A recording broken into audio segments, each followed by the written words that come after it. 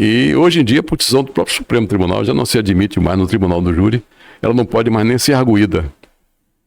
O que eu acho absurdo, não ser arguída, não poder ser arguída. Eu acho que o tribunal do júri, que é o tribunal popular do júri, né, não se pode retirar do tribunal do júri a competência de examinar, seja que tese for. A defesa não pode ser privada de arguir teses. Então o Supremo não pode, evidentemente, determinar que uma tese, especialmente uma tese ou outra, venha a ser arguída. Veja você, que absurdo. Então o advogado, onde é que está o princípio da amplitude de defesa? O princípio constitucional, princípio da amplitude de defesa. Então a defesa pode arguir a tese que melhor lhe aprouver. Como é que o Supremo pode dizer que não se pode arguir essa ou aquela tese? O Supremo pode sim, né, reformar decisões entendendo que o júri não deveria ter acolhido a tese, aquela tese ou outra. Mas impedir da defesa arguir, não. O júri é soberano, tem a soberania dos vereditos do júri. Sim, o júri tem a soberania nos seus vereditos, né? Então, eu acho absurdo isso. Mas foi decisão do Supremo. E os advogados aí blateraram, insurgiram, mas ficou por isso mesmo. Na verdade, hoje não pode arguir legítima defesa da honra. Realmente, eu acho que a legítima defesa da honra, matar por ciúme, matar a mulher porque traiu, essa coisa, realmente não tem mais como, não existe mais ambiente para isso, porque a cultura já mudou, nós vivenciamos um outro mundo, um outro momento, isso ficou no passado, mas não se pode retirar do júri, não é, a competência de examinar essa tese ou outras teses, e não se pode, sobretudo, não é, impedir que a defesa no plenário argua essa ou aquela tese. Não se pode pensar. Eu acho isso de uma afronta muito grande, imensa, enorme ao direito de amplitude de defesa, né? Eu acho que eu vejo dessa forma. Então, se a gente for olhar assim, trazendo isso para um campo mais amplo, essa discussão, hoje, em nome da democracia, se restringe direitos e se restringe liberdade de expressão. E se diz que a restrição é em nome da democracia. É óbvio que tudo, e para tudo, tem que ter uma dosimetria, tá? Você não pode permitir que alguém faça incitação ao crime, né? Que propague ideias, por exemplo, apologia do crime, né? Que incitem a prática do crime ou condutas hediondas, evidentemente que você não pode permitir. Mas o que eu quero dizer é que fora dessas situações excepcionais, onde realmente você tem que restringir, é preciso restringir, mas hoje, se a gente observar, há uma restrição, em nome da democracia, uma restrição grande de direitos e de garantias constitucionais. Tá?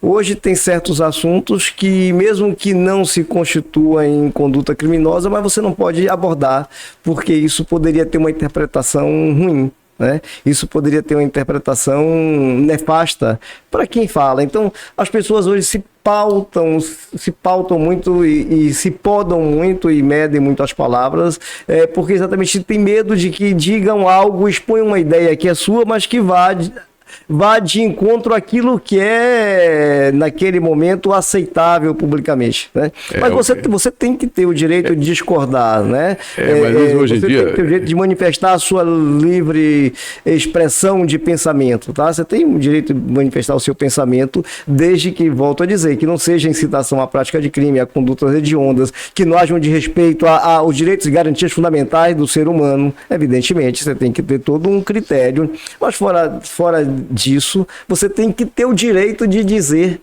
aquilo que você pensa, né?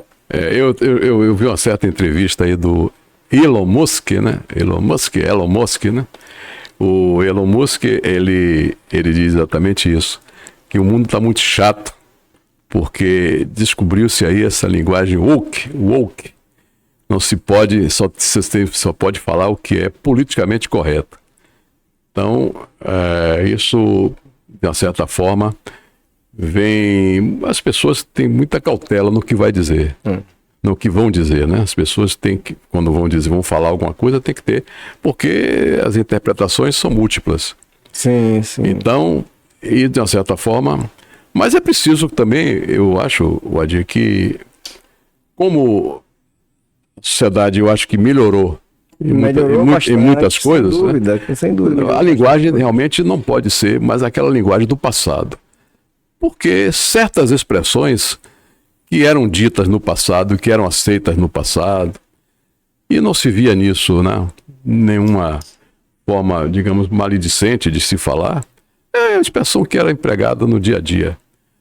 Mas hoje em dia não pode mais ser empregada realmente, porque se você for observar bem, aquela expressão tem um certo ranço, por trás dela tem um ranço, que foi decorrente de uma cultura que se foi formando naquele sentido, tanto na parte que toca a raça, preconceito de raça, preconceito de religião, né?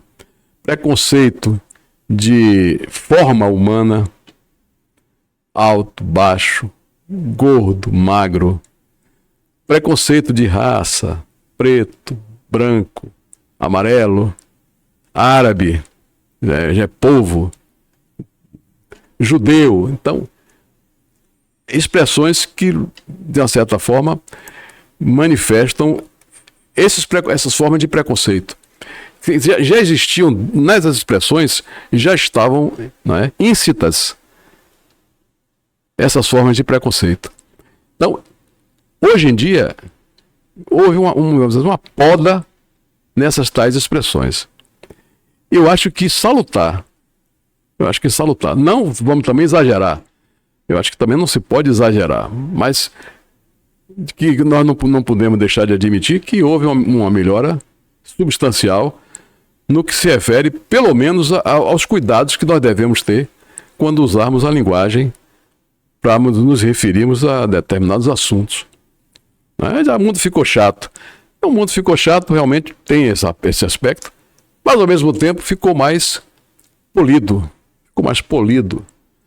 E se evita hoje que se evitam práticas que são tradicionais, né? Não, mas o que eu coloco, na verdade, assim, é o seguinte: todos têm que ser respeitados, certo? A liberdade de pensamento tem que ser respeitada.